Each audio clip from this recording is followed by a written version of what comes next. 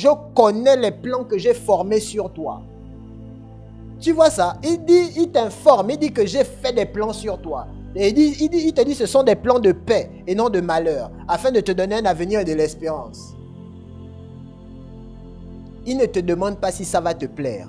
Il te dit que tu seras en paix. Vous voyez ça? Il te dit que tu seras en paix, que tu seras heureux. Tu as envie de dire à Dieu, mais comment tu sais que c'est ce que je veux? Non, en vrai, tu as envie de t'asseoir devant Dieu et de lui poser la question, comment tu sais que c'est ce que moi je veux? Qui ne te dit pas que moi, en fait, je ne voulais pas d'abord me marier à 18 ans. Je voulais peut-être me marier à 25 ans. Qui t'a dit que c'était d'abord ça ma priorité? Pourquoi toi, tu penses que je dois d'abord commencer par les études et puis finir par le mariage? Qui t'a dit que c'est comme ça que moi, j'avais vu ma vie? Vous comprenez ça? Dieu dit, je connais les plans et les projets que j'ai faits sur vous. Et il te dit, rentre dans mes plans. C'est de la dictature. Amen. Mais si Dieu n'est pas dictatorial envers toi, tu ne réussiras pas ta vie. Parce que vous voyez, l'âme humaine ne connaît pas le chemin du succès. Je reprends. Je dis l'âme humaine. Si vous voulez même l'esprit humain, tout ce que vous voulez, l'homme ne connaît pas le chemin du succès. Il faut qu'un esprit supérieur lui montre le chemin. C'est ainsi que pour réussir, certains sont allés vendre leur âme au diable. Et d'autres, comme nous nous sommes approchés de l'Éternel, le Dieu qui fait réussir les hommes.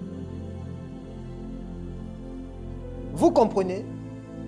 Dans votre création, à cause du manque de connaissances dont vous avez été victime durant plusieurs années, il n'y a pas de succès sans destruction, sans tristesse qui existe en vous-même.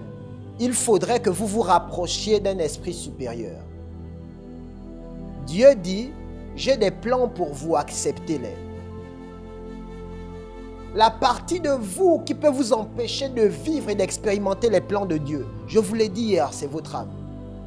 Parce que votre âme regarde les plans de Dieu et elle dit, est-ce que vraiment ça peut se produire? Parce que les plans que moi je vois là, tels que ma vie a commencé là, ça ne se peut pas. Parce que il n'y a même rien autour de moi qui montre que quelque chose peut se passer. L'âme a besoin d'être rassurée en regardant ce qui est humain. Elle a besoin d'une logique en se basant sur la logique dans laquelle les choses se font chez les humains. Elle a besoin d'une compréhension en se basant sur la compréhension humaine des choses. C'est pour ça que, en ce qui concerne Dieu, votre âme sera toujours, excusez-moi de l'expression, à la ramasse. Elle ne pourra pas comprendre. Et votre responsabilité est de vous tenir sur la parole et de dire à mon âme, compte sur l'Éternel, le Dieu qui a parlé. Et quand elle voudra dire, mais oui, mais Moïse, je veux bien compter sur Dieu, mais toi-même regarde, il te reste 2 euros. Et demain, tu dois avoir 1000 euros. Je veux bien compter sur Dieu, mais c'est demain à 8 heures. Il est minuit maintenant, hein? C'est dans 8 heures de temps. Et même s'il fallait... Est-ce qu'on m'entend? Non, on ne m'entend pas? Si, très très bien. Enfin, moi j'entends bien. Ok. Même s'il fallait, même s'il fallait faire quelque chose, mais voilà. Même s'il fallait que quelque chose se passe, il est minuit. C'est votre âme qui vous parle comme ça. C'est demain à 8 heures, la fin du délai. Tu as besoin d'avoir 1000 euros, mais il est minuit et tu n'as rien. Même s'il fallait qu'on te fasse un virement, les banques sont fermées à minuit. Ok? Les banques sont fermées. Votre âme commence à vous parler en rapport avec ce qu'elle sait du fonctionnement humain.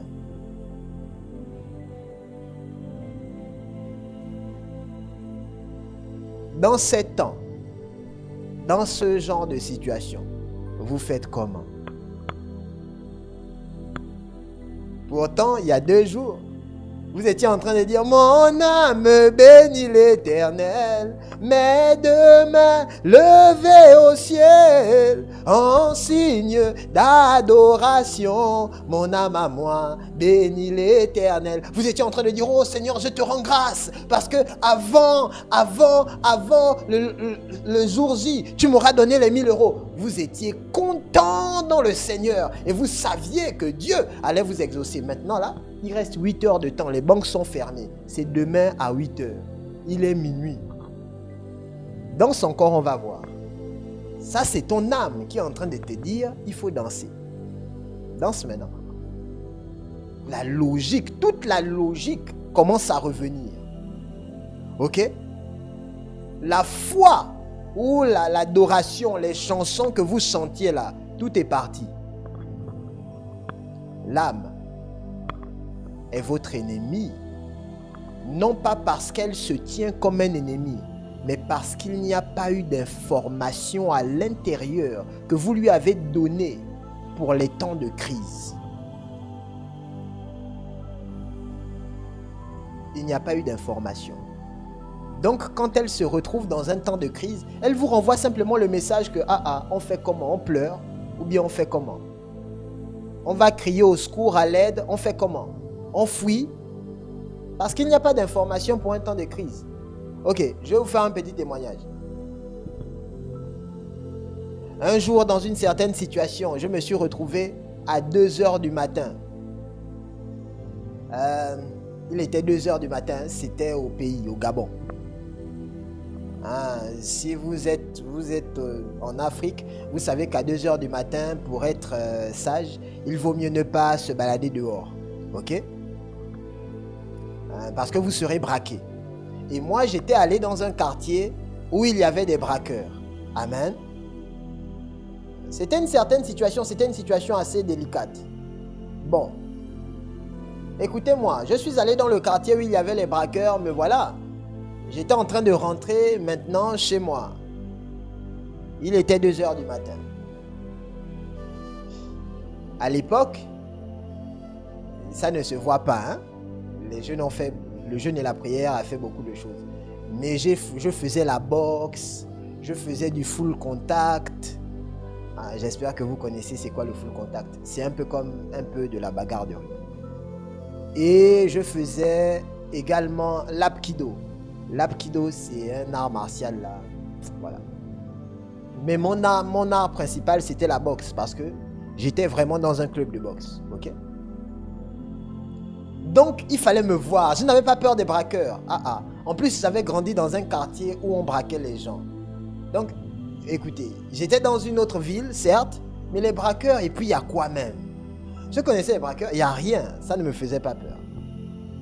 Donc, voici que je vois des gens qui viennent pour me braquer. Je pense qu'ils étaient à 4 ou 5. Mais j'étais habitué au braquage. Donc, ça ne me faisait pas peur. Je me suis dit, bon, eux, ils sont là, ils sont à 5, c'est pas grave. Il n'y aura pas de problème. On va se battre. Mais, donc ils sont en train de me dire, vous savez, ils sont en train de me menacer avec la voix pour m'effrayer d'abord, pour voir s'ils peuvent me voler ce que j'ai. Donc ça commence à parler. Laissez-moi imiter un peu, ok? Mani, tu fais quoi ici? Ok, bon. Donc, ils sont en train de me braquer. Ils sont en train de me parler pour me dire qu'ils vont me braquer. Bon. Jusque-là, je ne suis pas effrayé par quoi que ce soit. La situation est sous contrôle. Parce que, honnêtement, je savais certaines choses. Donc ça ne pouvait pas m'effrayer. Mais ensuite, pendant qu'on est en train de parler et que je suis en train d'apprêter mes poings pour la bagarre, ok, je vois quelqu'un. Apparemment, c'était le chef du groupe, ok, de la bande. il marche vers nous. Mais quand il marche, il y a quelque chose qu'il tire. Et ce qu'il tire, c'est la hache. Amen. Il tire la hache, il traîne ça comme ça. Vous voyez, vous entendez bien le bruit de la hache. Il est en train de la tirer au sol. Vous savez, quand j'ai vu ça, j'ai oublié que je faisais la boxe. J'ai oublié le full contact. Il y avait une autre information que je n'avais pas. J'ai pris mes pieds, j'ai couru. Je vous assure, personne n'a jamais couru aussi vite. Usain Bolt n'aurait pas pu me rattraper.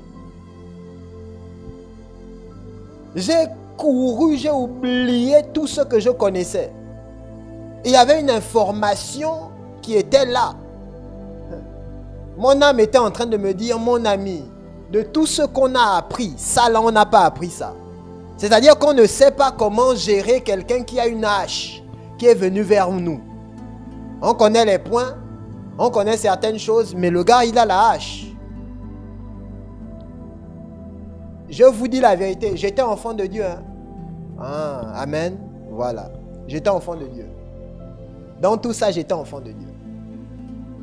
J'ai couru. J'ai même oublié le téléphone. De toute façon, j'ai couru, non. J'ai couru le jour là. J'ai couru. Je suis allé prendre un taxi vite. Je suis rentré chez moi.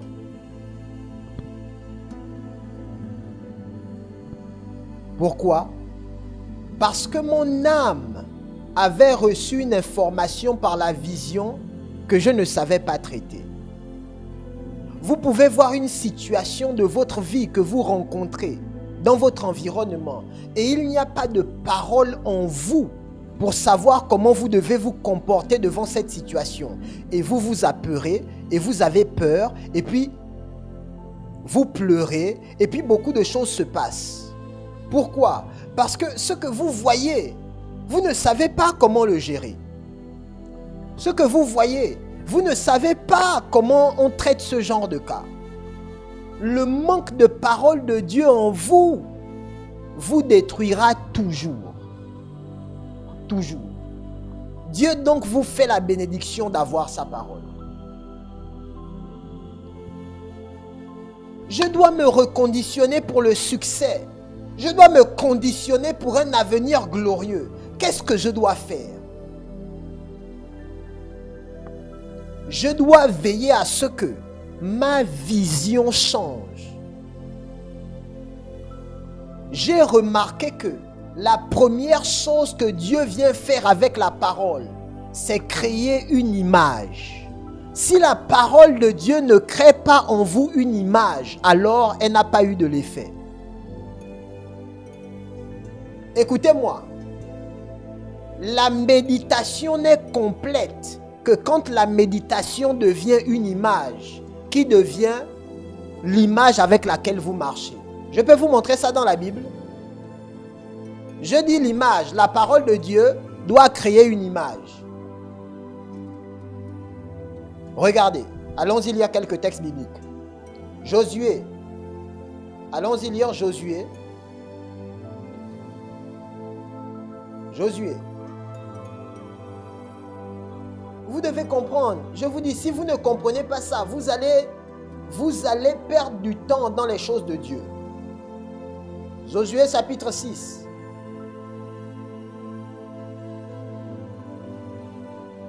Josué chapitre 6.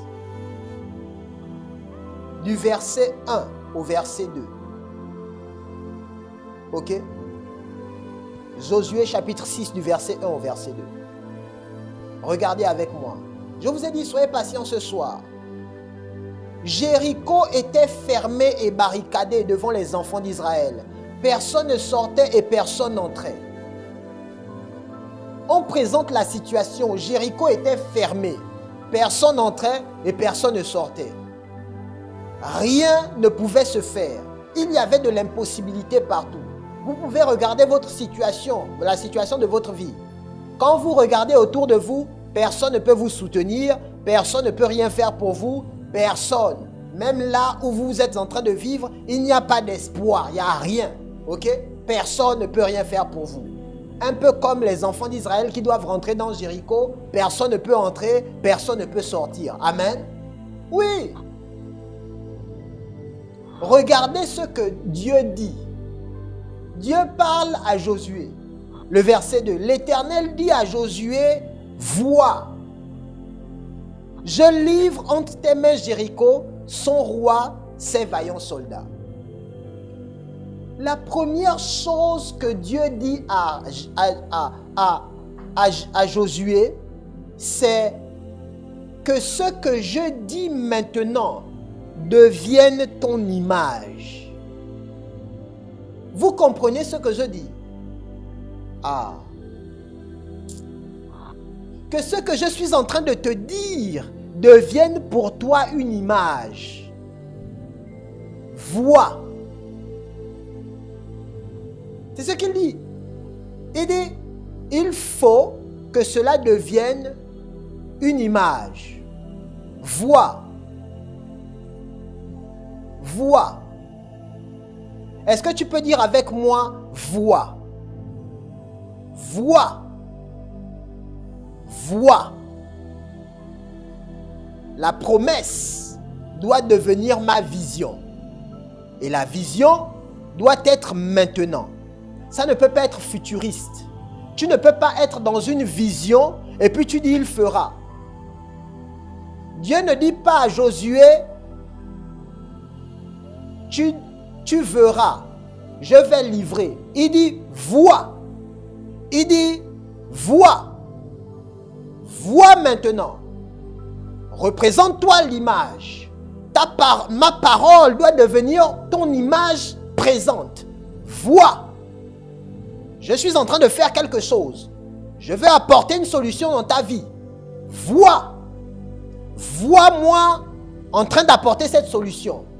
Vois-moi te délivrer.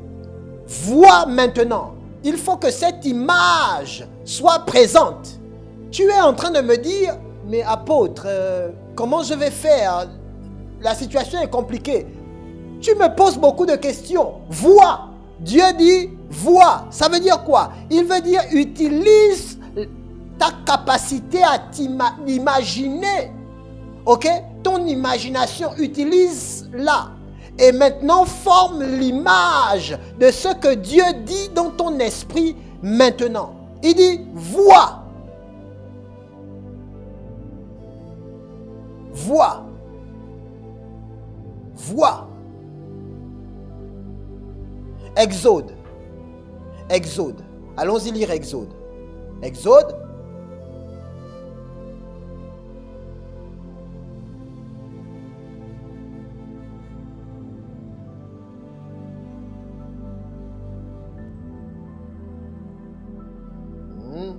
Arabadia pra telepre idiolosufa.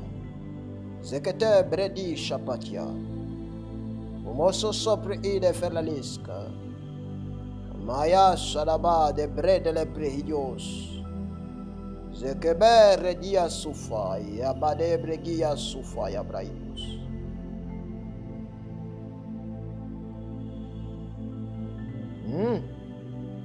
Makuma yabrahidia. C'est brehida parados que brehidos. J'ai dit Exode.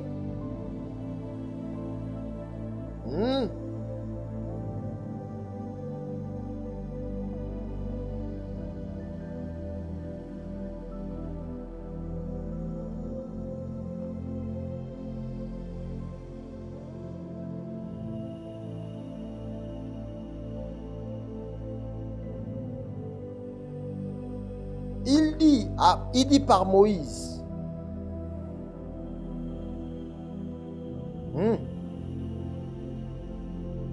Il dit par Moïse ceci, il dit vois. Exode chapitre 7, le verset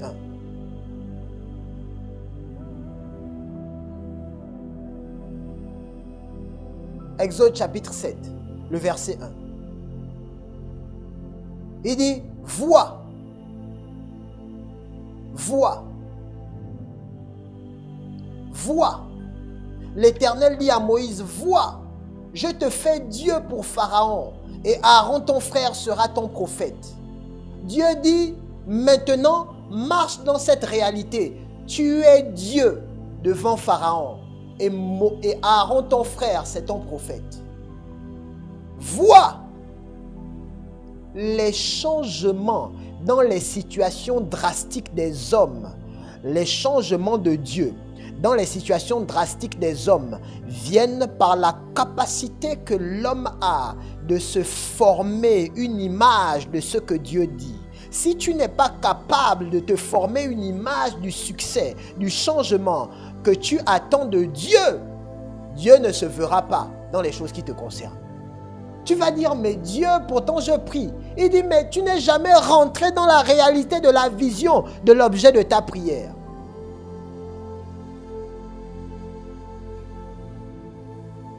Tous les jours, quand tu pries, tu dis, Seigneur, s'il te plaît, je sais que tu guériras. Je sais que tu feras. C'est quand que tu vas dire, Seigneur, merci de ce que tu as fait. C'est quand que tu vas commencer à prier comme ça. Oh, merci pour mon enfant. Merci. L'image. Vois.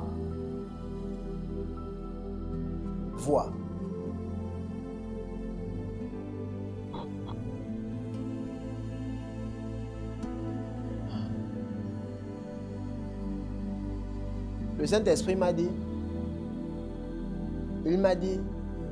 je sais qu'il y a beaucoup à dire, mais il m'a dit, Moïse, s'ils ne comprennent pas la loi la plus importante, tout ce que tu vas dire par la suite ne sert à rien. Est-ce que vous comprenez? La loi du changement, c'est la loi de la vision, la loi de l'imagination, de la formation des images par la pensée. C'est la loi du changement. Quand vous recevez la parole doit devenir une image pour vous. Et quand elle devient une image pour vous, elle doit devenir votre réalité. Et c'est si elle devient votre réalité qu'elle sera votre vie. Parce que pour créer, il faut une image. Vous ne pouvez pas créer sans image. Vous comprenez? Vous ne pouvez pas créer un futur que vous ne connaissez pas. Si vous ne l'avez jamais vu, vous devez l'avoir vu dans votre pensée. Vous ne pouvez pas créer un succès que vous ne savez pas. Quand Dieu créait le monde, il avait dans sa pensée une image claire de ce qu'il voulait.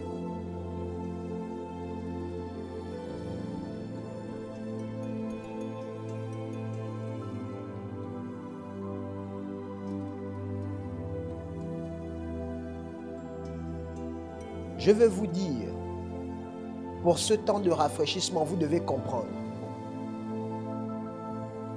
Vous devez comprendre qu'il n'y a pas plus important dans votre vie que l'image que vous avez à cause de la parole que vous avez écoutée. L'image. Cette image doit devenir votre réalité. Cette réalité doit devenir votre vie.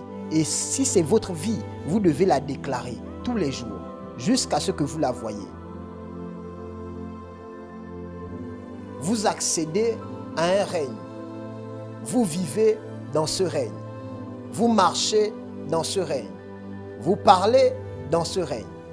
Vous opérez dans ce règne.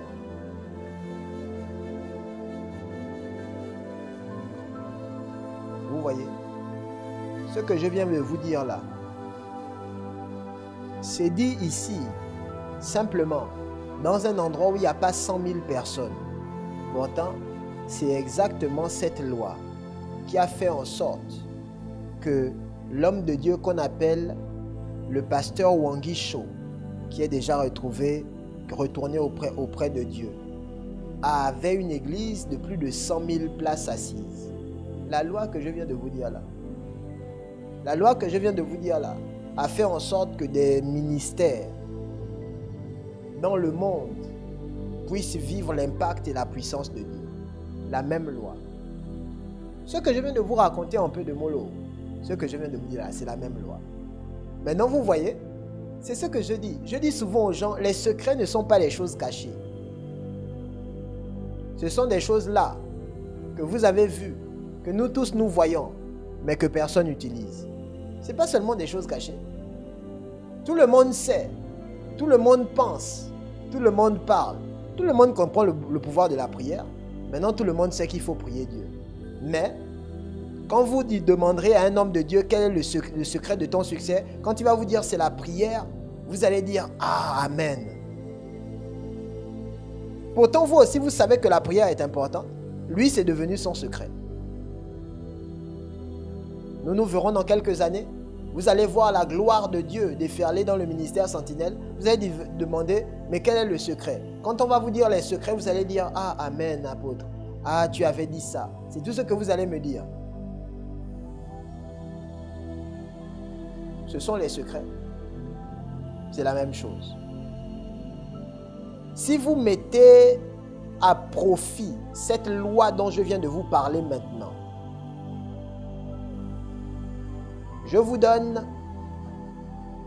une semaine de pratique. On a dit qu'on a 4 mois avant la prochaine séance. Une semaine de pratique. Tous les jours, vous vous représentez cela, vous parlez en langue. C'est-à-dire que vous formez l'image de cette réalité sur la parole de Dieu. Vous parlez en langue pour faire asseoir cette image dans votre esprit. Vous comprenez? Quand nous parlons en langue, nous ne parlons pas en langue juste comme ça. Nous parlons en langue pour faire asseoir les réalités spirituelles dans notre esprit. Vous comprenez ce que je dis? C'est ce dont il s'agit. C'est pour ça que nous parlons en langue. Nous voulons faire asseoir une réalité spirituelle dans notre esprit. Donc nous parlons en langue. Nous voulons que cette réalité demeure. Nous voulons que cette réalité s'asseye dans notre esprit. Nous parlons donc en langue. Donc vous parlez en langue le temps qu'il faut pour qu'elle s'asseye dans votre esprit. Vous ne dites pas juste « Oh oui, non, je crois, je crois, je crois ». Vous ne croyez pas, vous mentez. Vous mentez à vous-même. De toute façon, les 98% des personnes qui disent que je crois ne croient pas. Même si vous n'êtes pas d'accord avec ce que je dis, c'est vrai. Ce n'est pas parce que vous dites que vous croyez. Ce n'est pas vrai. C'est simple. Si vous croyez que vous croyez, allez-y vous mettre en mer. Amen. Et puis on vous jette sans... comment je vais dire ça? Sans gilet de sauvetage. On va voir si vous croyez en Dieu. Si vous croyez, vous allez flotter comme Jésus. Mais oui, voyons, vous allez marcher sur les eaux. À un moment donné, vous devez être franc envers vous-même et dire, je ne crois pas forcément, il faut que je travaille ma foi. Si vous n'arrivez pas au niveau où vous vous arrêtez pour dire, je dois travailler sur ma foi, vous ne croirez pas. Vous allez connaître beaucoup de paroles de Dieu sans que vous ne croyez vraiment. Vous allez devenir l'intellectuel de la Bible. Amen. Mais je veux vous dire que ça n'a jamais changé la vie des autres. Les intellectuels, il y en a partout. Il y en a partout. Il y a des gens qui connaissent la Bible mieux que vous. Vous vous rappelez? Un jour, je vous ai raconté une histoire. Je pense que c'était ici à Lyon. On a rencontré des témoins de Jéhovah. J'étais avec une sœur, quand Sentinelle était encore dans un groupe. Ok? Elle m'a dit, les témoins de Jéhovah sont devant la porte. J'ai dit, oh! Elle a souri. Elle dit, je fais comment?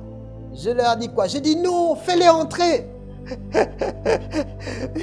J'ai dit, il faut les mettre à l'aise. Elle me dit, apôtre, tu aimes les problèmes. J'ai dit, non, fais-les entrer. Et puis on a commencé à discuter.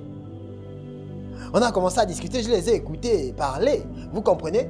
J'étais heureux de les recevoir. J'ai dit, il faut leur servir à boire et à manger. J'ai dit, est-ce que vous voulez grignoter quelque chose? J'étais excité dans mon cœur. Ok? Ce sont les témoins de Jéhovah qui viennent à la maison. Vous savez, j'aime beaucoup comment ils font les choses. Ils viennent, ils vous visitent, etc.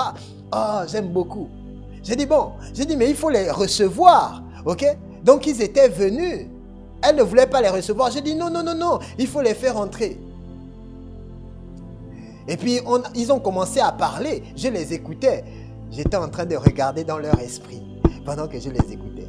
Ils ne savaient pas. Ils étaient là, ils étaient en train de parler. Moi, j'étais en train de dire, Seigneur, parle-moi d'eux.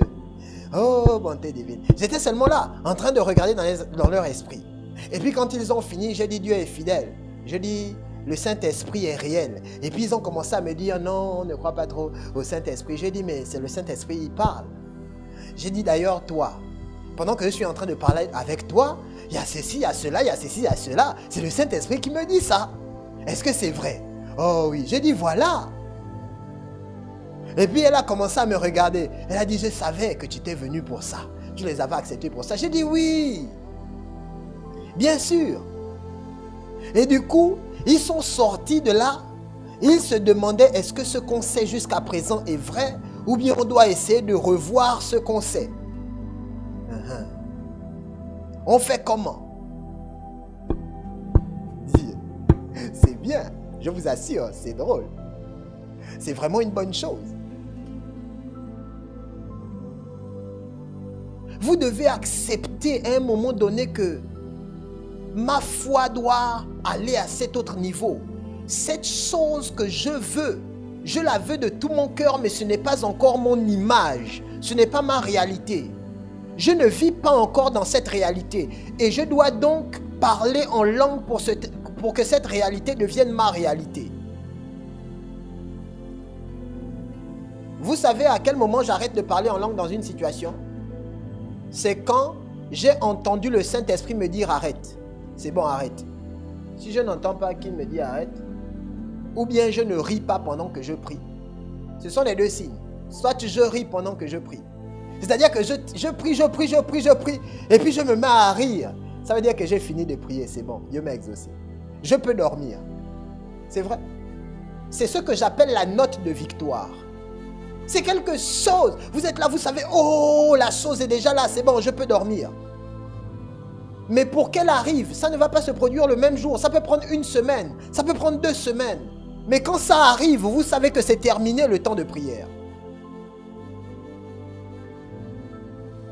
La parole de Dieu devient votre image continuelle, votre image permanente.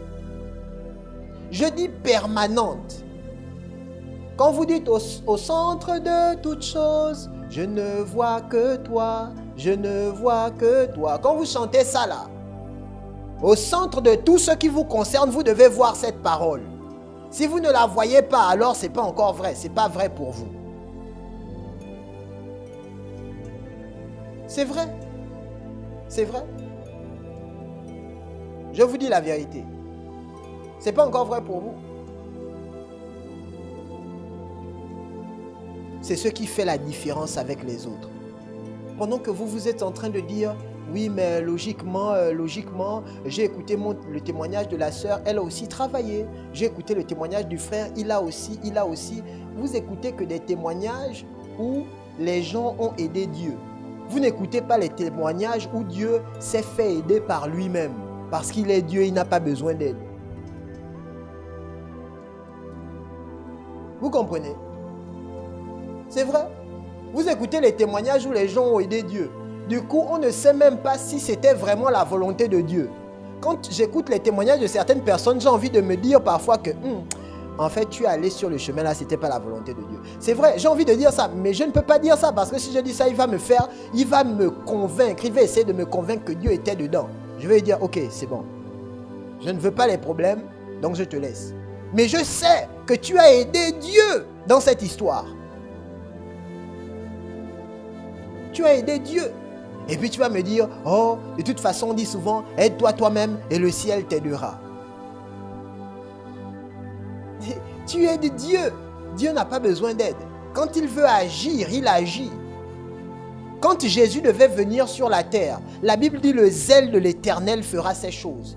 Il est lui-même venu rencontrer Marie. Marie n'avait rien demandé. Il a dit, écoute, tu seras enceinte. Tu as été aimée, écoute, voilà, tu seras enceinte à partir d'aujourd'hui. Elle a dit, comment ça va se faire? Le Saint-Esprit va te couvrir de son ombre. Tu seras enceinte. Le Saint-Enfant qui naîtra de toi s'appellera Emmanuel. C'est lui qui commencera à bénir son peuple. Mais pourquoi vous ne croyez pas que Dieu puisse faire ça avec vous? Pourquoi vous ne croyez pas? Ou bien le miracle là, il est trop vieux pour vous? C'est trop vieux. C'est dans l'ancien temps. Ou bien c'est trop biblique.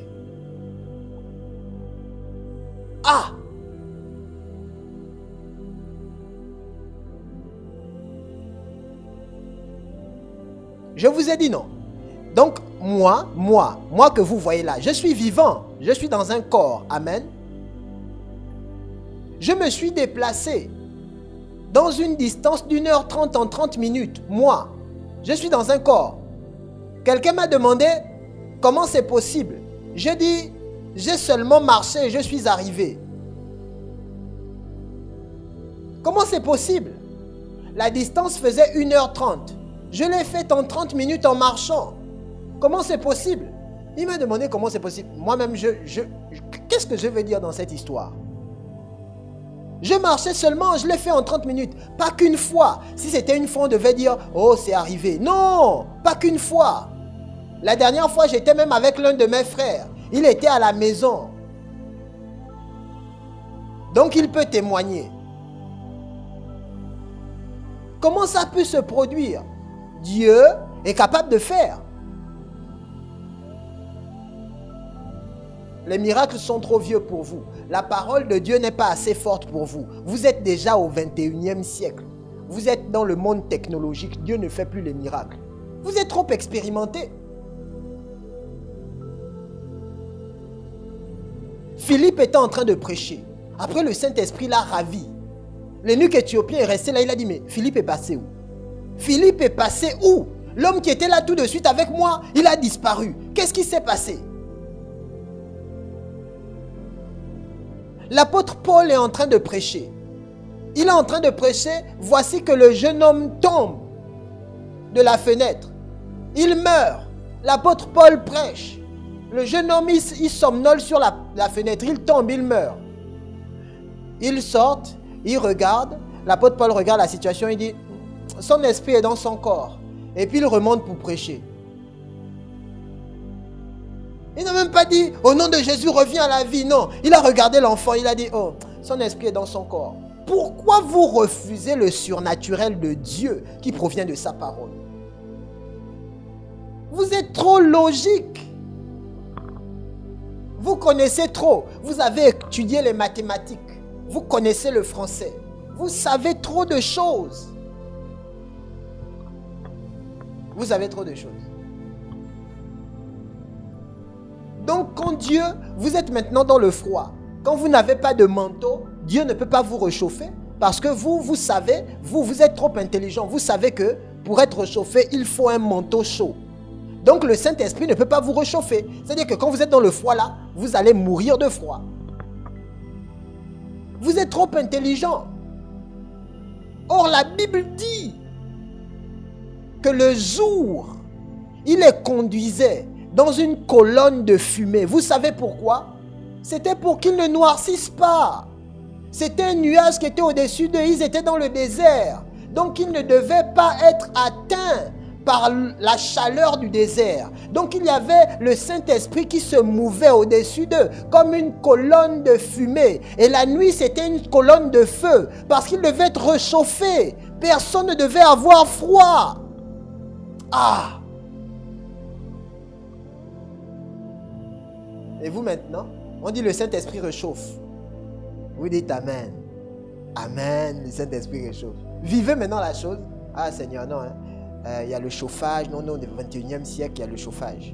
Il y a le chauffage. Le chauffage maintenant est en panne. On fait comment? Ah Seigneur, vraiment, vivement que le chauffage vienne, je t'en prie. Le miracle des gens, c'est maintenant, Seigneur, je te prie, fais que mon opération se passe bien. C'est ça le miracle.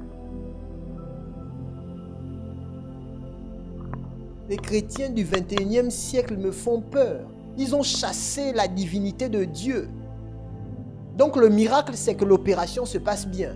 Le Dieu qui fait en sorte de restaurer les corps avant que le médecin ne passe, il n'existe plus. Il faut que l'opération se passe bien. Oh Seigneur, fais-moi grâce que je ne meure pas pendant cette opération. Donc Dieu ne peut plus t'empêcher de passer dans l'opération là. Pourquoi? C'est comme ça que vous avez défini Dieu dans votre environnement. Regardez sa parole et que votre âme soit affectée par elle. Qu'elle devienne votre image.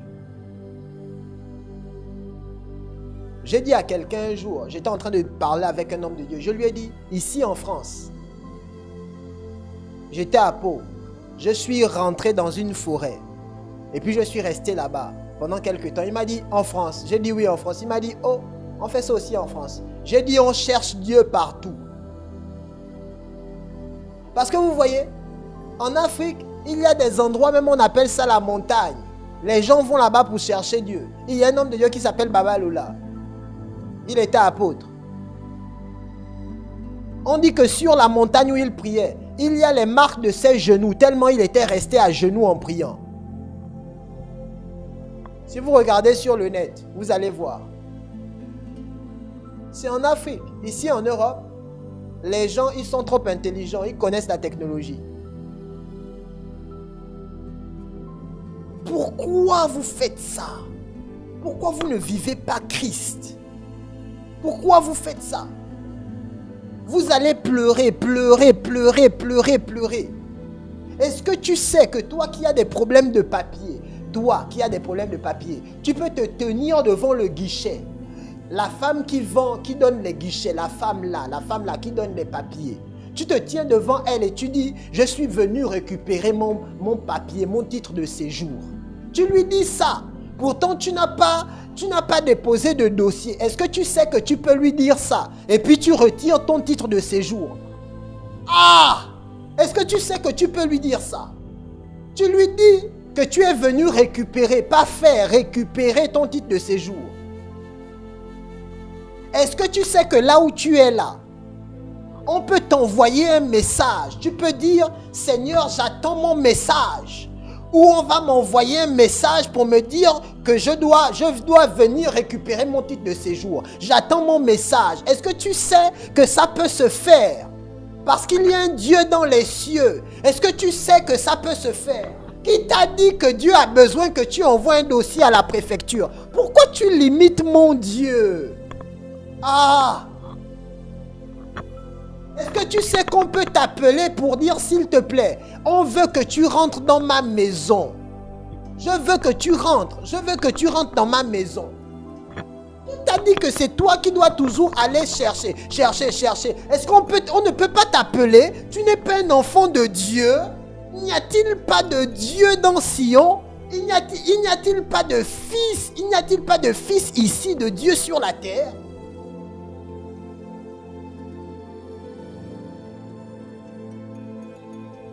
Pourquoi vous faites ça?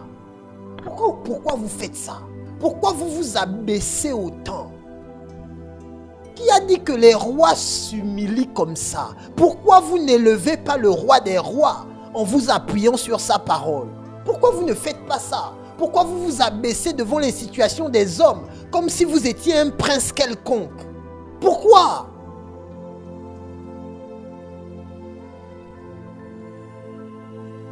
Voici que les gens méprisent Dieu parce qu'ils voient que les enfants de Dieu sont comme eux.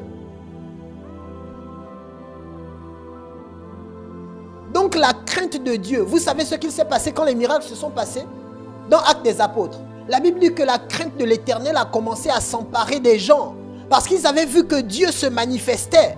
Il était réel.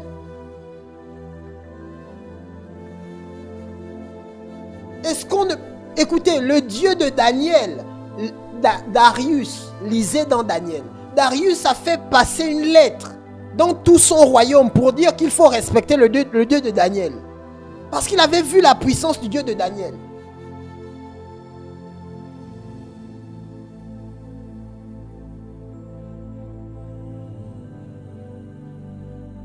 Un homme de Dieu s'est tenu dans sa chambre. Il voulait organiser une campagne d'évangélisation. Écoutez ce que je dis. Il n'avait pas d'argent.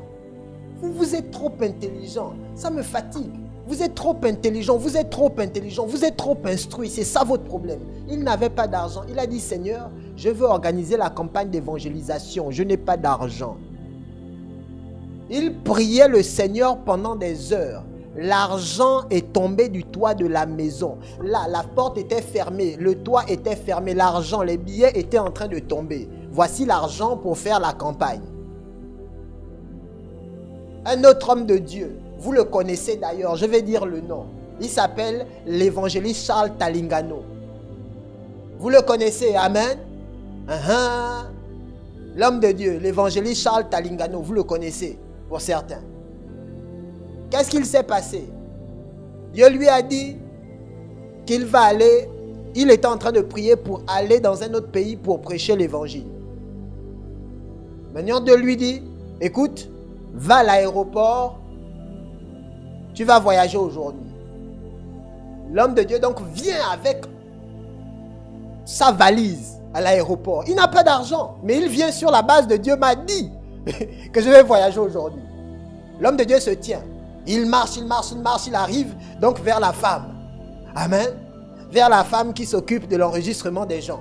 Il dit, j'ai oublié mon billet, mais mon nom est là. Charles Talingano.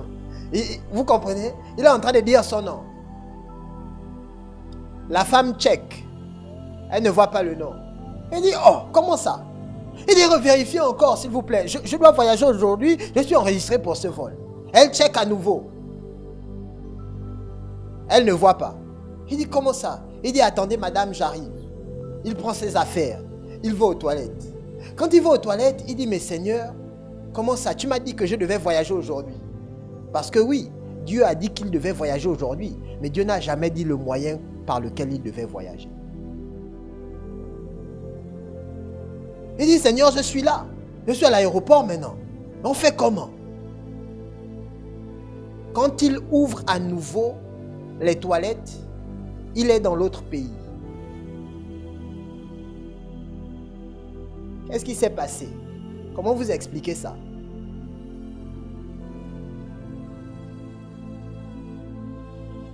Comment vous expliquez ça? Qu'est-ce que vous allez dire? Comment il a fait pour quitter ce pays pour l'autre pays? Il a fait comment? Qu'est-ce qui s'est passé? Comment on peut vivre ce genre de choses? Dieu de gloire. Comment quelqu'un va quitter d'un pays à un autre en rentrant dans une toilette? C'est la science-fiction, c'est quoi? C'est quel Dieu que nous servons? Ah!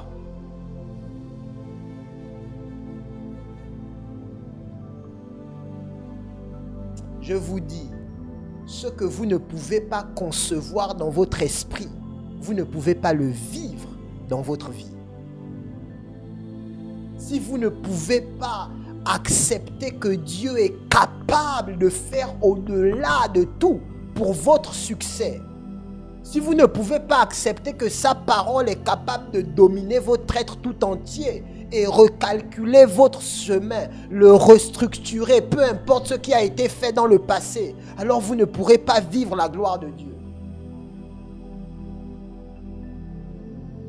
Et des gens comme ça, ils ne sont pas morts, ils sont là. Quand vous les écoutez parler, vous dites Amen. Oh, il prêche bien. Il prêche bien, il a vu Dieu. L'homme qui parle avec vous, il ne fait pas que prêcher bien. Il a vu Dieu, il a vu Dieu. Il a vu Dieu dans ses manifestations. Il a marché avec Dieu. Ah! Vous voyez? C'est pour ça que moi je dis souvent en souriant que chacun serve Dieu. Moi je vais servir mon Dieu, le Dieu que j'ai vu. Que chacun serve Dieu comme il veut. Je ne veux pas limiter le Dieu que je sers aux sensations de la présence du Saint-Esprit. Je ne veux pas limiter le Dieu que je sers aux sensations que je ressens dans l'adoration. Je ne veux pas limiter le Dieu que je sers de la joie que je peux ressentir pendant que je prie ou pendant que je chante. Pendant que je chante une hymne à son nom. Je crois que le Dieu que je sers doit être vu à l'extérieur et que les païens doivent le voir comme étant réel. Je crois qu'il peut faire. Je crois qu'il va faire. Je crois. J'étais étudiant. J'ai dit à quelqu'un, si je n'ai pas la moyenne au devoir, le devoir est annulé. Il me regarde. Il m'a dit, tu es qui? J'ai souri. Je n'ai pas eu la moyenne. Et puis le devoir a été annulé. Il me demande, je suis qui? Je suis qui? Moi? Moi? Tu ne sais pas qui je suis. Je suis l'enfant de Dieu. Je n'ai pas la moyenne au devoir. Comment le devoir va être... Moi, je ne peux pas ne pas avoir la moyenne. Vous comprenez? Je n'ai pas la moyenne au devoir et puis le devoir est maintenu. Il est annulé. Il est annulé. Vous réfléchissez beaucoup. Vous dites, mais on n'annule pas les devoirs ici. On va annuler le devoir là à cause de moi. Pourquoi? He leaves the 99, always for the one. À cause de la seule brebis, Dieu est capable de laisser les 99. À cause d'un seul enfant de Dieu. S'il faut que l'avion s'arrête, elle va s'arrêter. Il va s'arrêter. S'il faut que le devoir soit annulé, il sera annulé. À cause d'un seul enfant de Dieu. Un seul suffit. Vous ne comprenez pas qui vous êtes. Vous êtes un joyau. Vous êtes un joyau. Vous êtes un joyau. Vous êtes précieux. Vous avez plus de valeur que tous les trésors du monde. Tous les trésors. Vous regardez, vous dites, oh Seigneur, Seigneur, mais. Non. Non. Ne vous prosternez pas devant ceux qui vous a déjà été mis sous vos pieds. Vous êtes un trésor, vous êtes un joyau, vous avez de prix. Comment je vais vous dire ça? Comment je vais vous dire ça? Vous avez été trop habitué à l'impossible. Je veux ce soir que vous soyez habitués à la possibilité de Dieu. Je veux ce soir que vous commenciez à vous accoutumer au fait que Dieu puisse faire. Emmener, apporter une nouvelle information dans votre âme. Je vous ai dit ici que vous devez écouter tout le temps les miracles, les prophéties. Écoutez où ça marche. Écoutez les gens qui ont vécu des miracles. Écoutez des gens qui expérimentent Dieu parce que vous devez être accoutumé au miraculeux pour vivre le miraculeux dans votre propre vie. Vous devez l'accepter. Vous devez accepter. Vous devez accepter. La première fois que j'ai vu Jésus rentrer dans ma chambre, je pensais que c'était seulement les autres qui voyaient ça. Il est rentré ici. Même l'année passée, j'étais en train de prier, j'étais assis. Et puis il est rentré. Et puis il m'a regardé. Et puis il m'a souri. Je me suis dit, oh, ça ce sont les autres qui voient ça seulement. Moi aussi ça m'arrive. Oui. J'étais là, j'étais en train de prier. J'ai vu un ange descendre du ciel. Je l'ai vu, il était au trône de Dieu. Il est descendu avec une épée à une vitesse que je ne pourrais pas décrire. Il est descendu, il s'est placé devant moi. Et puis il m'a parlé. Et puis quand il a fini de me parler, il est remonté. Ce sont les choses que les autres seulement voient. Je me suis retrouvé au conseil de Dieu. J'ai vu Catherine Kuhlman. J'ai vu William Marion Branham. J'ai vu un autre homme, John Gillek. Ils étaient assis. Et puis ils ont commencé à me parler. Catherine Kuhlman m'a dit, va lire mon livre. Elle m'a donné le thème de son livre. Je suis allé sur Google Store, le store là, de Google. Je suis allé regarder le titre de son livre. Je suis allé le lire. Comment vous voyez Dieu?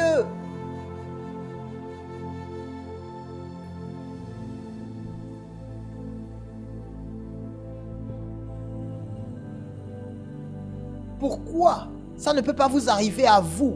Vous. Qui vous a dit que vous étiez trop mauvais ou pas assez spirituel pour que ça ne se passe pas avec vous? Qui a dit ça? Qui a dit ça? Est-ce qu'il y a une définition placée dans l'éternité sur les gens? C'est-à-dire, toi, tu es trop spirituel, donc c'est bon. Toi, tu n'es pas assez spirituel, donc tu ne verras pas. Non. Sinon, s'il y a quelqu'un qui n'est pas trop spirituel, ça devait être moi. Moi, je vous ai dit une fois ici, là, vous, pour prier, si vous priez 1 heure, vous arriverez à être concentré.